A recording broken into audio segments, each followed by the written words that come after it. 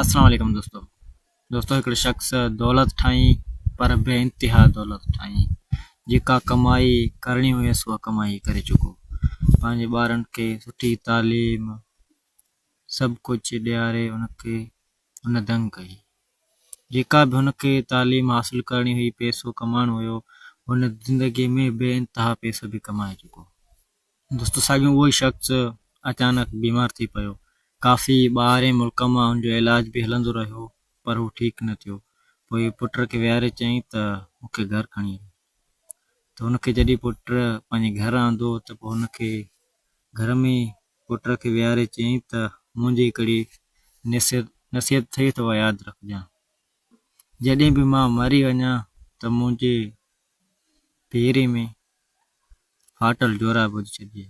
जोराब विझी छॾिजांइ, पोइ नओं हुजे या पुराणो जो को बि इशू न आहे, पर कफ़न खां ऐं गुसल खां अॻु गुसल कराइण खे बाद में मूंखे कफ़न ॾियारे छॾिजे।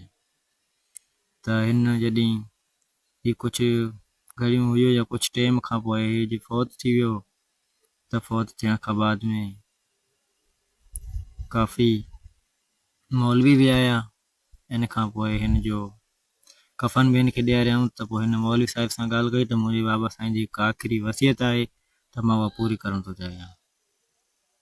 त मौलवी साहिब चयोसि त कहिड़ी वसियत आहे? त चई मुंहिंजे बाबा साईं मूंखे हिकु वसियत करे वियो त जॾहिं बि मां मरी वञा त मूंखे कफ़न ॾियारे गुसल वुसल कराए उन खां बाद में मूंखे पेरनि में जोराब पाए छॾिजांइ त पोइ मूंखे दफ़न कजो। त मौलवी साहिब हुनखे चयो त हीउ तमामु ग़लति अमल आहे त असां कफ़न खां सवाइ ॿियो असां कुझु बि हुन सां मोकिले नथा सघूं। त पोइ सॼे मुल्क जा आलम बि हुन वटि पहुता। जीअं पाड़े मां जी ॻाल्हि ॿुधी, घर मां ॻाल्हि ॿुधी, उहे सभु माण्हू हुन वटि अॼु मौजूदु थिया। ॻाल्हि ई अहिड़ी हुई त सभई जॾहिं मौजूदु थिया त सभिनी मौलवियुनि बि फ़तवाऊं ॾिनियूं त हिन जो को बि असीं हिनखे हितां जी दुनिया जी चीज़ हुनखे रहण न ॾींदासीं सवाइ कफ़न जी।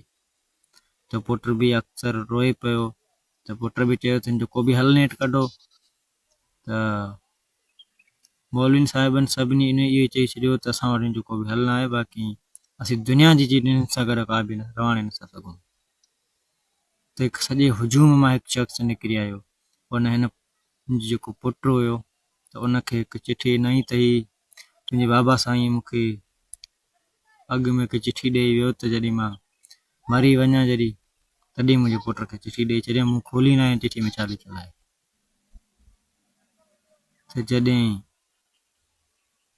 पोइ हुन चिठी खोली, चिठीअ में इहो लिखियलु हो त मां हाणे सम्झां थो त तूं मुंहिंजो प्यारो पुटु आहीं। मूंखे हिन वक़्तु तूं ॾाढो परेशान हूंदे, छो जो त दुनिया में मूं खोड़ सारो कमायो, खोड़ सारो कयो, पर आख़िरत लाइ मूं कुझु न कयो। त हाणे इहा वसियत मुंहिंजी इहा ई अथई त हाणे इहा दुनिया जी का बि चीज़ माण्हू अॻिते क़बर में न आहे खणी वेंदो। मां तोखे हिन वसियत इन लाइ करे कई हुई त छो जो हीअ दुनिया कूड़ी आहे। हिन दुनिया मां असीं का बि चीज़ अॻिते खणी न वेंदा। भले सॼी दुनिया जा आलम गॾु कयूं, मौलवी गॾु कयूं, पर असांखे मौलवी इजाज़त न ॾींदा त असां हिन दुनिया जी का चीज़ खणी वञूं। त हिन कहाणी जो मक़सदु इहो ई आहे त असां हिकु दौलत बेइंतिहा दौलत ठाहींदा आहियूं, पर असांखे अॻिते लाइ का तयारी न आहे करणी पवंदी। दोस्तों हिन कहाणी जो मक़सदु इहो हो त दौलत जे मुताबिक़ असीं मिलंदासीं नेक्स्ट मौज़ू में। तेसिताईं पंहिंजो ऐं पंहिंजे प्यारनि जो बहुत सारो ख़्यालु रखंदा। अल्लाह हाफ़िज़।